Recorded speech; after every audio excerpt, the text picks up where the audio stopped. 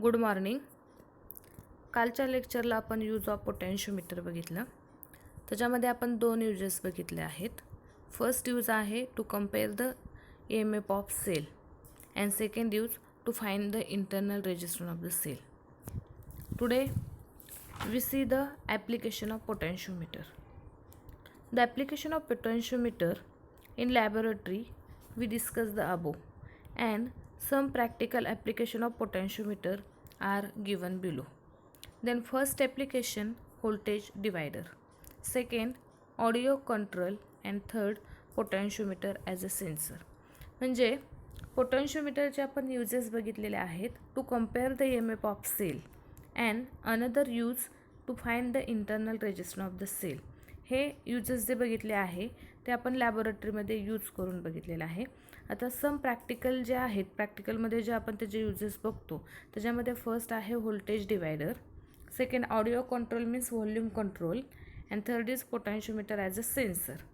आता voltage divider त्याच्यामध्ये the potentiometer can be use as a voltage divider to continuously change the output voltage of a voltage supply. म्हणजे आपल्याला जर voltage supply कमी करायचा असेल किंवा सपोज आपण कन्सिडर केले की 15 व्होल्ट हा एवढा आपल्याला सप्लाय पाठवायचा आहे आणि त्याच्यातून डिवाइड करायचा असेल 5 व्होल्ट 5 व्होल्ट 5 व्होल्ट, तर आपण व्होल्टेज डिवायडरच्या सहाय्याने काय करतो, आउटपुट व्होल्टेज चेंज करता येतं आपल्याला. Audio control. आता स्लायडिंग पोटेन्शियोमीटर आणि रोटरी पोटेन्शियोमीटर हे ते पोटेन्शियोमीटरचे दोन टाईप आहेत. Sliding potentiometer is commonly use the low power audio system as a audio control. म्हणजेच स्लायडिंग पोटेन्शियोमीटरचा यूज आपण कशासाठी करतो, तर लो पॉवर ऑडिओ सिस्टीमसाठी करतो. Both the sliding potentiometer and rotary potentiometer are use for the frequency attenuation, loudness control and for controlling the different characteristic of audio signal.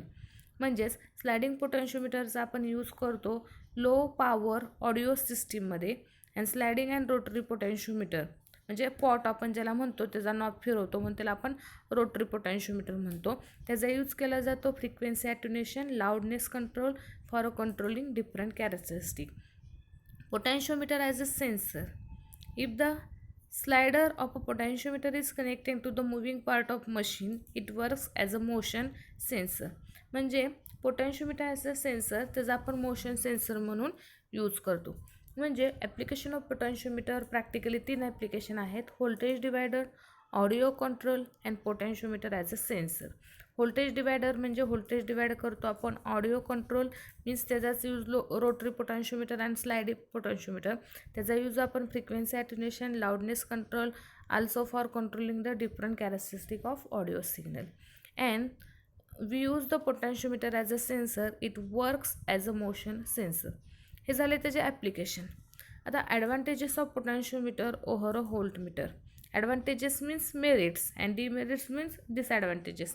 आता advantages आपण पोटेन्शियोमीटरचे बघणार आहे over voltmeter. Potentiometer is more sensitive than voltmeter. म्हणजे potentiometer हा device व्होल्टमीटरपेक्षा कसा आहे, मोर सेन्सिटिव्ह आहे. A potentiometer can be use म्हणजे पोटेन्शियोमीटरचा आपण यूज करून काय करतो, to measure the potential difference. Also we measure the EMF of the cell. But voltmeter always measure the terminal potentiometer. It cannot be used to measure the EMF of cell. म्हणजे potentiometer ह्या इन्स्ट्रुमेंटचा use करून आपण potential difference measure करतो, तसंच आपण EMF compare करतो.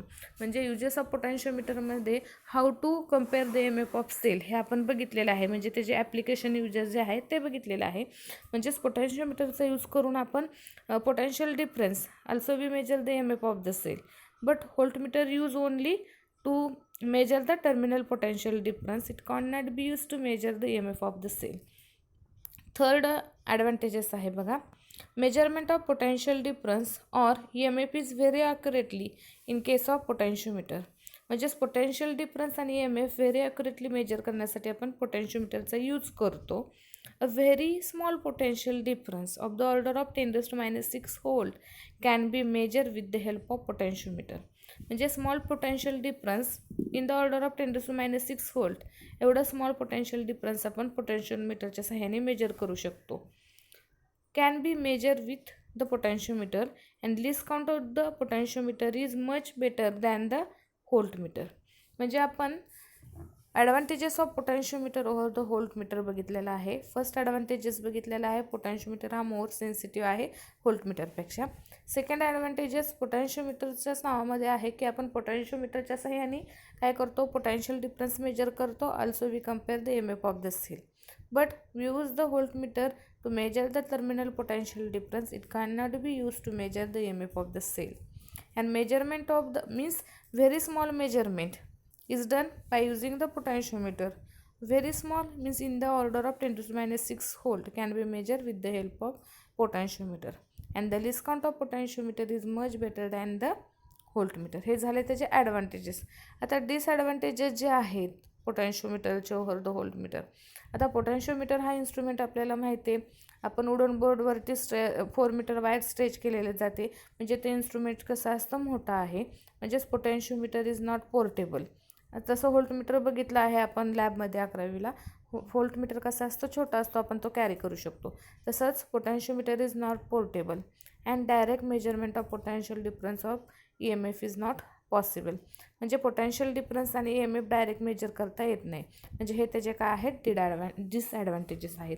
म्हणजे बघा, सुरुवातीला आपण काय बघितलं, जनरल ॲप्लिकेशन म्हणजेच ॲप्लिकेशन ऑफ पोटॅन्शिओमीटर बघितलं. व्होल्टेज डिवायडर बघितलेला आहे. पोटॅन्शिओमीटर ॲज अ सेन्सर आणि audio control system means volume control सिस्टीममध्ये बघितलेलं आहे. त्यानंतर पोटॅन्शिओमीटरचे ॲडव्हान्टेजेस बघितलेले आहेत, डिसॲडव्हान्टेजेस ओव्हर द व्होल्टमीटर बघितलेलं आहे. आता पुढचा पॉईंट जो आहे आपला गॅलोनोमीटर. आता गॅलोनोमीटर म्हणजेच काय आपल्याला माहिती आहे. आपण गॅलोनोमीटर कसा असतो हे आपण 11वीला प्रॅक्टिकलमध्ये बघितलेलं आहे. आता गॅलोनोमीटर, आता ह्या चॅप्टरमध्ये आपण केल्विन्स मेथड बघितलेलं आहे. तसंच आपण विस्टन्स मीटर, ब्रिज मीटर, विस्टन्स नेटवर्क ज्यामध्ये गॅलोनोमीटरचा यूज केलेला आहे. गॅलोनोमीटर हा असं इन्स्ट्रुमेंट आहे की त्याच्या सहाय्याने आपण काय करतो, स्मॉल करंट मेजर करतो. आता गॅलोनोमीटर कसं आहे त्याचं आपण स्ट्रक्चर बघितलेलं आहे, पण त्याचं इंटरनल स्ट्रक्चर कसं आहे आपण ते डायग्रामच्या थ्रू बघणार आहे. आणि गॅलोनोमीटरचा यूज कसा होतो ते आपण बघूया. बघा, आता आपण डायग्राम बघूया. त्यासाठी आता internal structure of the galvanometer. आता इंटरनल स्ट्रक्चर ऑफ गॅलोनोमीटर ही डायग्राम तुम्ही जर बघितली तर कॉन्क्यू शेप दिसत आहे, ते N आणि S दिसते. Means here we consider the concave shape pole pieces N आणि S. आणि त्याच्यामध्ये काय दिसते, एक ड्रम दिसतोय तुम्हाला, त्याला एक पॉइंटर जोडलेला आहे, तो 30वरती अटॅच झालेला आहे. आणि रेक्टेंग्युलर कॉईल दिसते. म्हणजे गॅलोनोमीटरचं इंटरनल स्ट्रक्चर काय आहे, galvanometer is device use to measure the very small current. आता आपण गॅलोनोमीटरचा वापर करून काय करतो, स्मॉल करंट मेजर करतो. आता बघा, it has coil provided or suspended between the concave pole pieces. म्हणजेच इथं काय केलं आहे आपण, इथं आपण एक कॉईल कन्सिडर केलेली आहे आणि ती काय केली आहे, 2 पोल पीसेस मॅग्नेटच्या मध्ये ती कॉईल काय केली आहे, फिट केलेली आहे. When electric current passing through the coil it get deflected and the deflection is proportional to the current passing through the coil. म्हणजे सांगितलेलं आहे की 2 कॉन्क्यू पोल पीसेसच्या मध्ये आपण काय केली, एक कॉईल फिट केलेली आहे, रेक्टेंग्युलर कॉईल, आणि त्याला एक पॉइंटर बसवलेला आहे. ज्यावेळेस त्याच्यामधून करंट फ्लो होतो त्यावेळेस ती कॉईल काय होते, डिफ्लेक्ट होते. म्हणजेच ती coil, deflection of the coil is depends upon the current. Means how many current we passes to the coil, then deflection of the coil is recorded. The deflection of the coil can be read with the help of pointer attach to it. म्हणजे ह्या कॉईलला जो pointer बसवलेला आहे त्या पॉईंटच्या सहाय्याने आपण काय केलं जातं, डिफ्लेक्शन मेजर केलं जातं.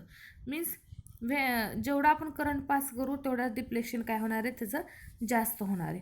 मग आपण काय सांगतोय बघा, thus the galvanometer can be use as an ammeter or voltmeter with the suitable modification. म्हणजेच आपण गॅलोनोमीटरचा यूज ॲमीटर आणि व्होल्टमीटर म्हणून करू शकतो, पण त्याच्यासाठी आपल्याला काय आहे, सम मॉडिफिकेशन करावे लागतात. and the galvanometer coil has the moderate resistance about the 100 ohm. म्हणजे गॅलोनोमीटरचा पर्टिक्युलर रेजिस्टन्स आहे तो किती आहे, 100 ओहम आहे. आणि galvanometer itself has the small current carrying capacity about the 1 milli ampere एवढी त्याची काय आहे, करंट कॅपॅसिटी आहे. म्हणजेच बघा आपण काय बघितलं आहे, गॅलोनोमीटरचं इंटरनल स्ट्रक्चर कसं असतं. गॅलोनोमीटर हा डिव्हाइस आहे, त्याच्या सहाय्याने आपण स्मॉल करंट मेजर केला जातो. आणि त्यानंतर आपण काय सांगितले, ही जी डायग्राम आहे त्याच्यानुसार आपण एक्सप्लेन केलेलं आहे. इथं एन आणि एस म्हणजे two concave pieces, pole pieces दिसतात. त्याच्यामध्ये एक ड्रम आहे, त्याच्यावरती काय केली, रेक्टेंग्युलर कॉईल फिट केलेले आहे. तो आयर्न कोअर आहे सेंटरला, स्पायरल स्प्रिंग जे दिसते आहे ते.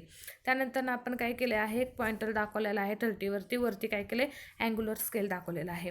अँड रेक्टेंग्युलर कॉईल आहे. आपण काय केलं जातं, ज्यावेळेस करंट पास केला जातो त्यावेळेस कॉईल काय होती, डिफ्लेक्ट होती. म्हणजे जेवढा नंबर ऑफ करंट आपण जास्त पास करू तेवढी कॉईल काय होणार आहे, जास्त डिफ्लेक्ट होणार आहे. आणि ती डिफ्लेक्शन झालेलं करंटचं we measure with the help of pointer by this scale. म्हणजेच आपण गॅलॉनोमीटरचा यूज ॲमीटर म्हणून करू शकतो आणि व्होल्टमीटरमध्ये करू शकतो, पण त्यासाठी सुटेबल मॉडिफिकेशन आहे. म्हणजे आपला नेक्स्ट पॉईंट आहे की गॅलॉनोमीटर ॲज अन ॲमीटर. आता गॅलॉनोमीटर ॲज अन ॲमीटर त्याचा व्हिडिओ मी ह्या व्हिडिओनंतरनं सेंड करत आहे. तो व्हिडिओ नीट केअरफुली बघा, त्याच्यामध्ये आपल्याला कळेल की गॅलॉनोमीटर ॲज अन ॲमीटर म्हणून कसा यूज करतो. आणि उद्याच्या लेक्चरला आपण galvanometer as a voltmeter and comparison between the ammeter आणि व्होल्टमीटर आपण बघणार आहोत. थँक्यू.